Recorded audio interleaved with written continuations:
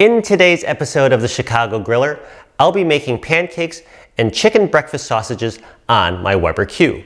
But to do so, I require the assistance of the full-sized Weber griddle. This is a brand new accessory that came out with the latest generation of Weber Qs about a year and a half ago.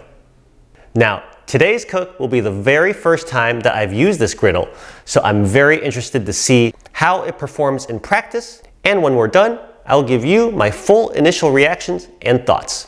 There's no time to waste, so let's head on out to the patio and grill.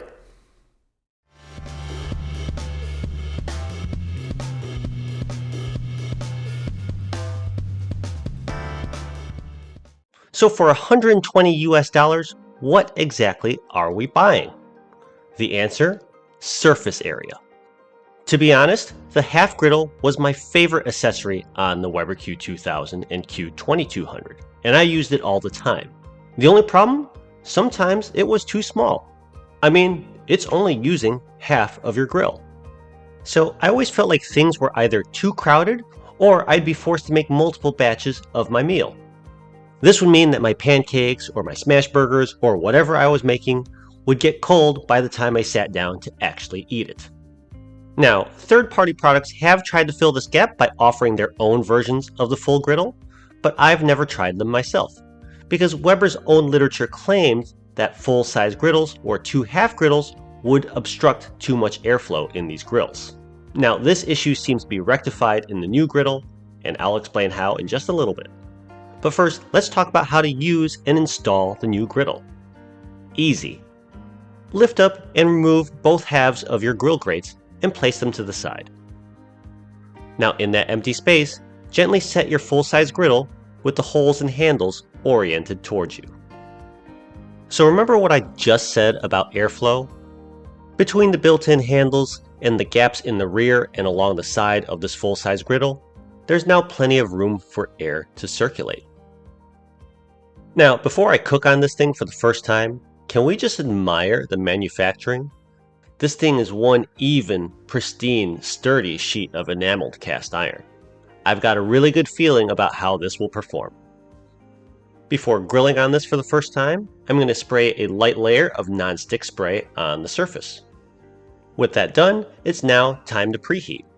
Now Weber does have a somewhat convoluted chart on how to preheat with the griddle, depending on which model you have, but I'm going to keep things simple and just crank up the gas to high and pop the ignition, just like I would normally. And after 10 to 15 minutes of preheating time, it's time to grill. Off camera, I have a mixing bowl full of pancake batter, and following the instructions on the box, I'm scooping approximately a quarter cup of pancake batter on the griddle. For those of you wondering if there's any special recipe here, no, there isn't. This is Kodiak pancake and waffle mix. You literally just combine the contents of the box with some water and scoop on the griddle. It really doesn't get any easier than this. Honestly, the most difficult part of all this is deciding how much batter you actually need to make. And as you can see today, we've made just enough batter to make 6 pancakes. Now you may be wondering, well, you only used half the griddle, and that was intentional because these do spread out a little bit while they're cooking on the grill, and also I'm leaving some space so that I could add other components, namely the chicken sausage later. Time to shut the lid and let these cook for 2 minutes on that first side. We'll also turn the heat down to medium, which is number 4 on these new Weber Qs. And after 2 minutes, it's time to open the lid and give all of my pancakes a flip on the grill. If these pancakes are cooking properly, they should release very easily off of the griddle and should take on a nice golden brown color. And that's exactly what we're getting. Now the next thing I want to see is similar results on the remaining 5 pancakes. Because if I see similar coloration across all my pancakes, then I know that there probably aren't any hot or cold spots across the entire surface of this full griddle. And I'll tell you what, overall, these look really good and even so far. I'm impressed. Alright, so I have plenty of room left on this griddle. I'm going to go cook up a batch of chicken sausages. These are Amy Lou brand chicken sausages that I picked up at Costco. They do come fully cooked, so they just need to be warmed up on the grill. There are 18 mini links in this package, but I'm not concerned about space because this is the full-size griddle. So I'm going to be able to cook all my pancakes and all of my chicken sausages and enjoy them warm together. Everything's on board now, so I'll shut the lid and cook these for 2 more minutes. After 2 minutes, 4 minutes of total time on the grill, these pancakes should be done and ready. I'll give it a quick flip to verify, and you'll see the color is the same on both the top and the bottom.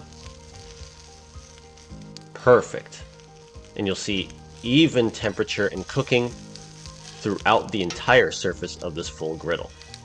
Again, I'm very impressed that I'm not really finding any cold or hot spots across the entire surface. Honestly, I thought I'd find some cool spots on the top third or the bottom third or along the edges, but so far this is proving not to be the case. Great job, Weber. Alright, these chicken sausages probably need another couple of minutes, so I'll just spin them around a little bit on the surface of this griddle, and when they're done, I'll pull them all off and enjoy. So that was a quick little demo of my first cook using the new Weber Q full-size griddle. Let's close this video out with my initial impressions and a recap.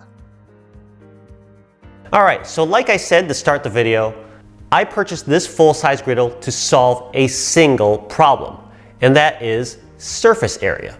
I wanted a larger flat surface area to grill on so that I wouldn't have to make so many batches when I wanted to use a griddle. So in that regards, this full-size griddle was 100% successful. Now, I'll have to do a lot more testing on it, but I was pleasantly surprised to see that it seemed to heat up evenly across the entire surface of the griddle. This is a really good sign for future cooks that I have planned, like cheesesteak or yakisoba. Now that said, the increased surface area does come with some notable trade-offs, and that is the physical size and weight of the griddle. This thing is heavy. Now I took this onto a bathroom scale and it topped out at over 20 pounds. 20 pounds might not sound like much, but when you're working in kind of narrow spaces like my front patio, bending down to lift this thing up really does take a toll. I really do feel like I'm getting a good workout when I'm lifting this thing. Similarly, the physical dimensions of this griddle makes it hard to store. While the half griddle happily lives inside my kitchen cupboards, this full-size griddle literally will not fit. So some creative solutions have to be found. A loyal viewer did point out in an earlier video that the full-size griddle does hang on these hooks on the back of the premium grill cart. A pretty nifty trick.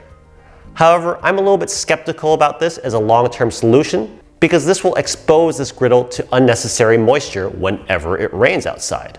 And when that happens, I'm a little bit afraid that this will turn into a bit of a rust bucket. So here's the solution that I found, at least temporarily. I'm storing this inside of the lid on top of my grill grates. Not the most elegant solution, but it seems to do the job. The lid does protect the grill grates and the griddle from the rain quite a bit, especially with the Weber Q cover on top of everything. But overall, size and weight aside, I do find the trade-off worth having a full-size griddle to cook on. I just like the idea that I could do my dishes in a single large batch, and now everyone can enjoy their meal warm. Thank you very much as always for watching. As always, if you enjoyed the content of this video, I would really appreciate it if you hit that like button and subscribed. Thanks again for watching, and I look forward to seeing you all again next time. Bye!